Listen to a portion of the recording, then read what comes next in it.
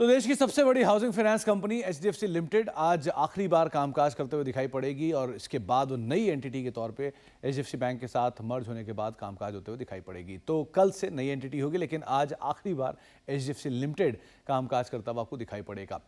1978 में ये company list हुई थी। एक बड़ी हिस्ट्री है इस कंपनी के पीछे और बढ़िया वेल्थ क्रिएशन जर्नी भी है। तो 1978 में 100 रुपये की फेस वैल्यू के साथ ये कंपनी लिस्ट हुई थी और वहाँ से लेकर 2 सालों के दौरान या अगले कई सालों में इस कंपनी ने मल्टीपल राइट्स इशू भी दिए। तो 1987, 1990s वो साल जबकि इसमें राइट्स इशू आए।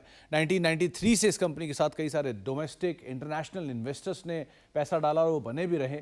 और साथ ही साथ कुछ और स्टॉक की जर्नी, जहाँ पर 1978 का एक आईपीओ 100 रुपये की फेस वैल्यू पे, 1999 में 100 रुपये की फेस वैल्यू बनी 10 रुपये की फेस वैल्यू, 2002 में 1:1 का एक बोनस और 2010 में 10 रुपये की फेस वैल्यू को फर्दर स्प्लिट करके 1 रुपये की फेस वैल्यू में कंपनी कन्वर्ट होते हुए दिखाई पड़ी।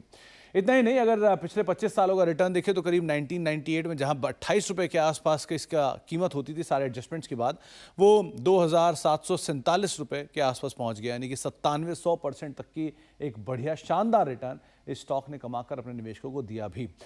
क्यों इंपॉर्टेंट है एचडीएफसी लिमिटेड? क्योंकि ये देश की सबसे बड़ी हाउसिंग फाइनेंस कंपनी के तौर पर शुमार है। इसके अलावा देश की 10वीं सबसे बड़ी मार्केट कैप के लिहाज से कंपनी के तौर पर हम इसे जानते भी हैं।